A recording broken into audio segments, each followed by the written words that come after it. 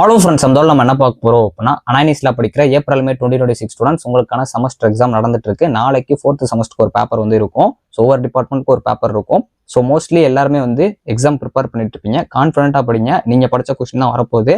So எனக்கு night நல்லா prepare பண்ணிருக்கீங்க அப்படின்னா ஸோ கொஞ்சம் ரெஸ்ட் எடுத்துக்கோங்க. உட்காந்து நைட்டு ஃபுல்லாக படிச்சுட்டு இருக்காங்க. நாளைக்கு காலையில் ரிவைஸ் பண்ணிடுங்க.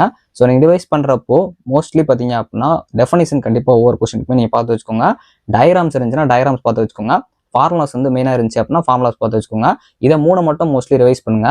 மித்ததெல்லாம் படிக்கிறப்பே நல்லா படிச்சிருப்பீங்க.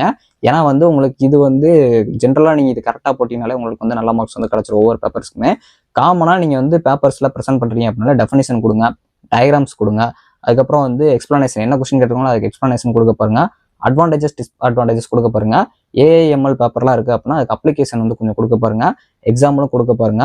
ஸோ கொஸ்டினை கரெக்டாக ரீட் பண்ணுங்க. என்ன கொஸ்டின் கேட்டிருக்காங்க அப்படின்னு சொல்லி பார்த்து கரெக்டாக வந்து கொடுக்க பாருங்க.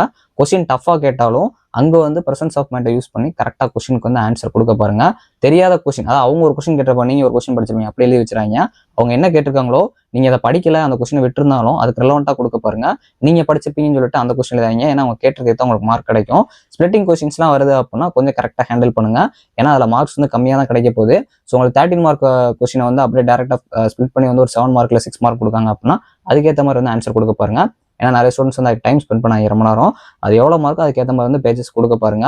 100 மார்க்ஸ் அப்படிங்கிறப்போ அதுக்கு ஒரு பேஜஸ் இருக்கும். அந்த பேஜஸ் எழுத பாருங்க. ஃபுல்லாக வந்து கதை அடிக்கிற மாதிரி இல்லாட்டி வந்து சும்மா நீங்களே எழுதிட்டு 42 பேஜஸ் ஃபுல்லாக வந்து எழுதாங்க. உங்களுக்கு அந்த பேப்பர் நீங்கள் எழுதி கண்டென்ட் அவ்வளோ தூரம் வருதுன்னா பிரச்சனை இல்லை. கதையை வந்து 42 பேஜஸ் கொடுக்காதீங்க.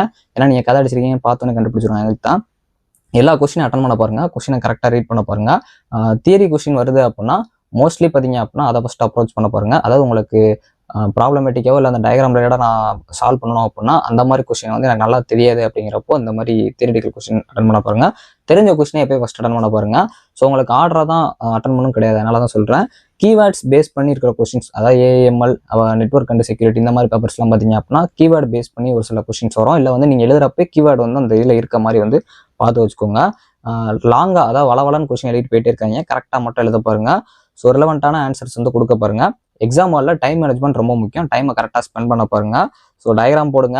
அதே மாதிரி ஹெட்டிங்ஸ் வந்து ஒவ்வொரு இதுக்கும் முடிஞ்ச அளவு போட்டு எழுத பாருங்க. சப் ஹெட்டிங்ஸ்லாம் கொடுக்க பாருங்க. டேபிளில் கம்பேரிசன் மாதிரி வந்து கொடுக்க பாருங்க. அதாவது வந்து ரெண்டுக்கும் கம்பேர் பண்ணுற மாதிரி கூட நீங்கள் அடிஷனலாக கொடுக்கலாம். ஸ்டெப் பை ஸ்டெப்பாக வந்து ஆன்சர்ஸ் வந்து போய் கொண்டு போய் பாருங்க. ஸோ லாஸ்ட் வந்து முடிச்சோன்னே ஒருக்கா ரிவைஸ் பண்ணிடுங்க. அதை ரீசெக் பண்ணிடுங்க. ஏன்னா எல்லாமே நம்ம கரெக்டாக இருக்குமா பார்த்துக்கோங்க. ஸோ ஓவராலாக நாளைக்கு எக்ஸாம்ஸ் நல்லா பண்ண பாருங்க. All the best. எல்லாரும் எக்ஸாம்ஸ் நல்லா பண்ணிட்டு மறக்காமல் கமெண்ட் பண்ணுங்கள். உங்களுக்கு ஈஸியாகவே வரும். தேங்க்ஸ் ஃபார் வாட்சிங்.